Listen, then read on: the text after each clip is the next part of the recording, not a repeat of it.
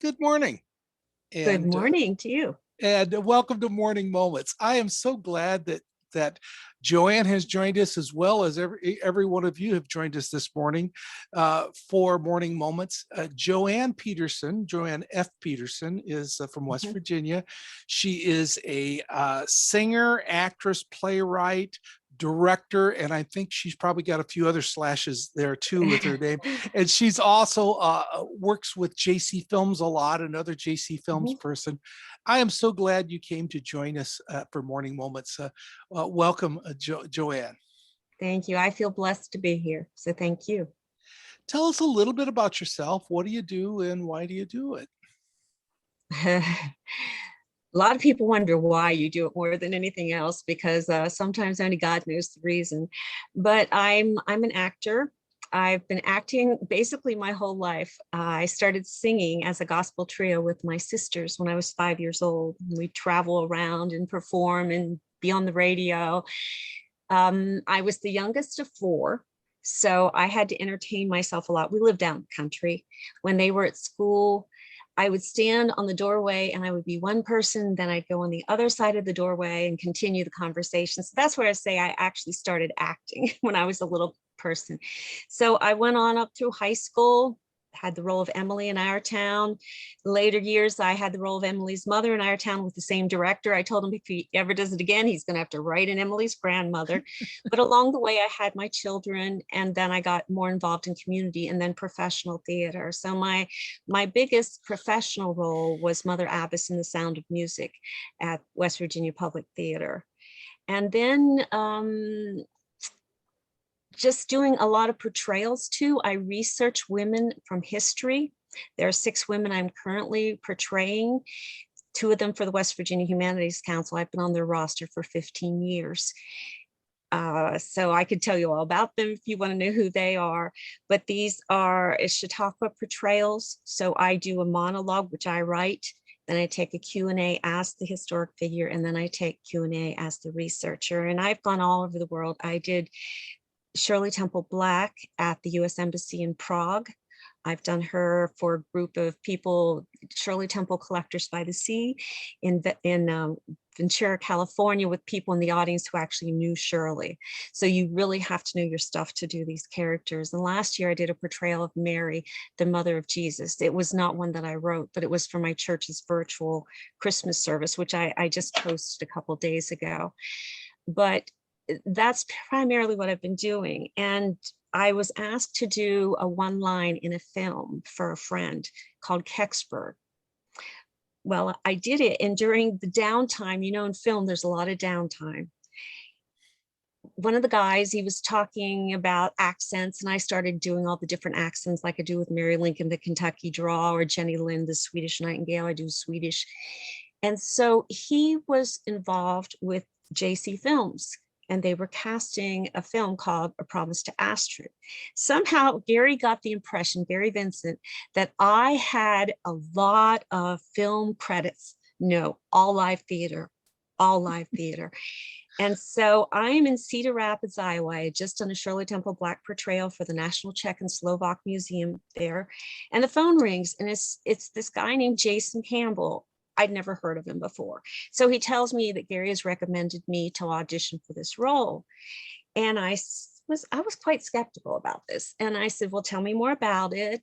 And when are you doing it? And he said, the end of October. Those are the only dates Dean Cain can make. And I said, well, I'm sorry, I'm scheduled to be in France then. I can't get a refund. I guess it won't work out. But if anything changes, give me a call. Well, probably a month later, I get another call. Oh, in the meantime, I had found out who this guy Jason was from Gary, and I read the script and thought, what a wonderful message and what a wonderful person to play. So I'd sent a text or email, and Jason never responded. So I just thought it was a closed door. Well, here I am in Virginia, Shenandoah Mountains. A month later, and the phone rings again. It's Jason. He said he had auditioned other women, but none of them were quite what he wanted. So he asked me if I would audition. And when I got home to West Virginia, I took off all my makeup because the woman's supposed to be like 79 years old. I put on a gray wig, and Grandma Smith, who had passed away probably 25 years before, had given me all these clothes of hers from the 50s and the 60s. So I put on one of the dresses, and these became my costumes for that. My 100-year-old neighbor who passed away, some of her hats and gloves also were part of the costumes. And I did this scene in my backyard. See, I didn't even know enough about film that you're not supposed to do that in the setting. You're supposed to have, a blank screen, and I didn't know that. And I uploaded the video to him. He said, give me 15 minutes. And he talked to Michael Torville in that meantime, I believe. And he offered me the role, which in the audition, I did a British accent. That's what they told me to do. So I called my friend Gina. Oh, by the way, Dean's dates had changed. That's why he called me. Dean became available at another time, which I was available.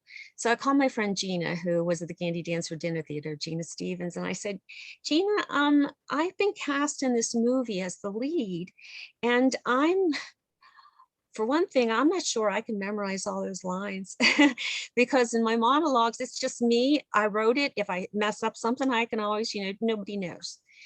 And I was really, I had no confidence in myself. Never been in a film before.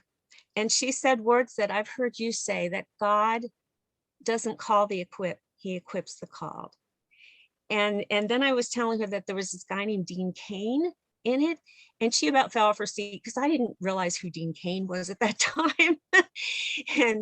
and so she educated me. And of course I had watched Superman with my kids back when he was on that. And so it was a very rewarding experience. I had not had an acting class up to that point. I didn't until the pandemic, when I had class through Tina Gallo at Nashville Studio of Method Acting and Jen Gotson's Inspired Actors. So I read up Michael Caine's book on acting, for film, stage actors for film, so I could learn a little bit different. But I had to rely on God and the prayers of the people in my church. I came to them and I said, please keep me in prayer. And they all did. And that definitely made a difference when I knew that there were people praying for me. God often calls us to do things that we don't think that we are capable of doing, but he can give us the power, the strength, the ability to do what he wants us to do. I think a key that I just heard you say is I had to rely on God.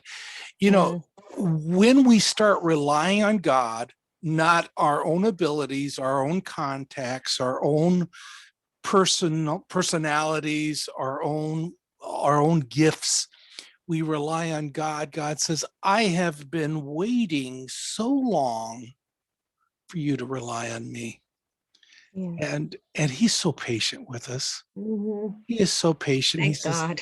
now that you're ready to rely on me, I'm going to do something for you. I often say that when surrender is your reasonable service, you could expect great things from God. So when we just surrender and say, I'm not in charge anymore, you're in charge, Mhm. then God takes what we have and says, now I'm going to show you what you can do when you rely on me. And Yes. I love that. Mhm.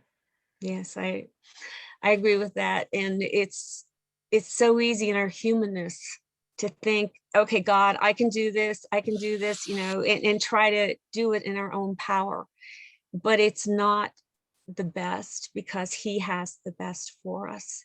And I was cast in a Christian sitcom, but I didn't realize the messages had been left on my cell phone.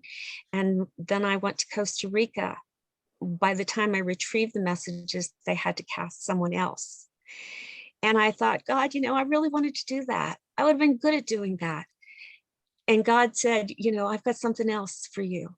Yeah. Well, then I was cast to do the role. It's a voiceover in A Christmas Carol, Reunion and Farewell by David Barber. We're working on it now still.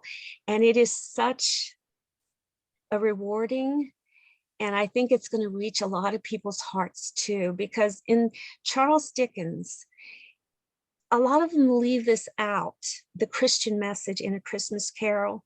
But when Jacob Marley is lamenting, and I probably won't get it exactly right, but he's saying to Scrooge, if only I had looked up and seen the star that the wise men followed to that humble abode.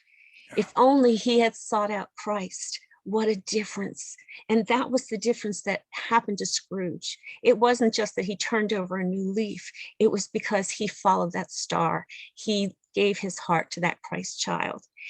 And that, so the play, it's kind of hard to describe how it's going to be done with all these figurines, but it follows the story 15 years later, where you see that he has now married Belle, his sweetheart, after he has changed and she's been widowed, and just all the differences in his life, and the people around him. Tiny Tim, oh, I probably shouldn't let the cat out of the bag, but it's a very God blessed story and very well written.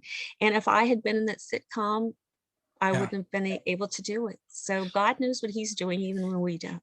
right. I think back of all the positions and things that I could have done, or and sometimes disappointments that Mhm. when I applied for a position and didn't get it, or possibilities.